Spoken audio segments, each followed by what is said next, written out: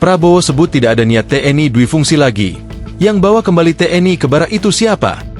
Presiden Prabowo Subianto membantah akan mengembalikan praktik pemerintah militeristik dalam RUU TNI yang menuai gelombang penolakan dari sejumlah pihak baru-baru ini. Menurut Prabowo, saat ini tak perlu lagi isu atau perdebatan dalam RUU TNI. Pemerintah, kata dia, sejak awal hanya ingin mengubah atau memperpanjang masa usia pensiunan TNI agar tugas mereka bisa lebih berjalan efektif. Tidak ada niat TNI mau duifungsi lagi. Komeon? Nonsens itu. Menurut saya, UU TNI itu is a non-issue. Tidak ada niat, ujar Prabowo. Senin, 7 April 2025. Enggak ada itu. Militerisme. Enggak ada. Militerisme apa? Militerisme apa? Kata Prabowo. Menurut Prabowo, dia termasuk tokoh militer yang ikut mendorong supremasi sipil saat reformasi. Dia mengaku patuh pada putusan Presiden B.J. Habibie kala itu yang memberhentikan dirinya dari militer atau ABRI. Prabowo mengaku tunduk pada kepemimpinan sipil. Yang bawa kembali TNI ke barak itu siapa? Pemimpin-pemimpin TNI sendiri.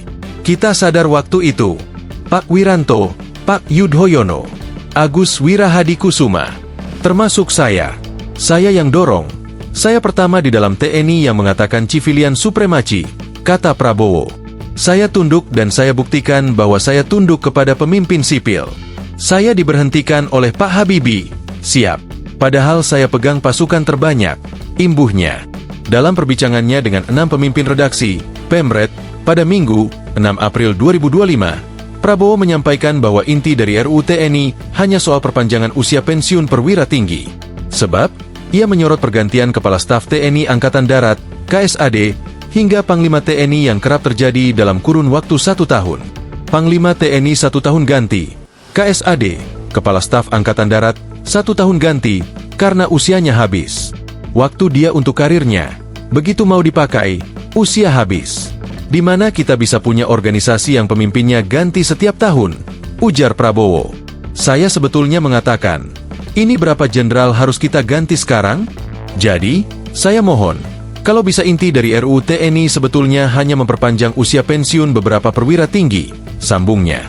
Di samping itu, ia menegaskan bahwa perwira TNI yang menduduki posisi di jabatan sipil haruslah pensiun dini.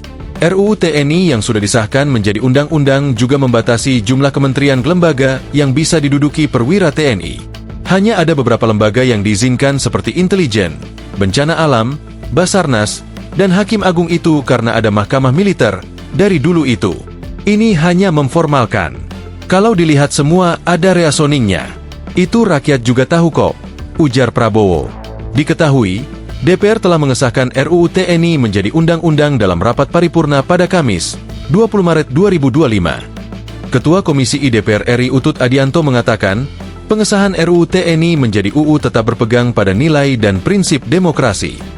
Kami menegaskan bahwa perubahan Undang-Undang Nomor 34 Tahun 2004 tentang TNI tetap berdasarkan pada nilai dan prinsip demokrasi, supremasi sipil, hak asasi manusia, serta memenuhi ketentuan hukum nasional dan internasional yang telah disahkan, kata Utut.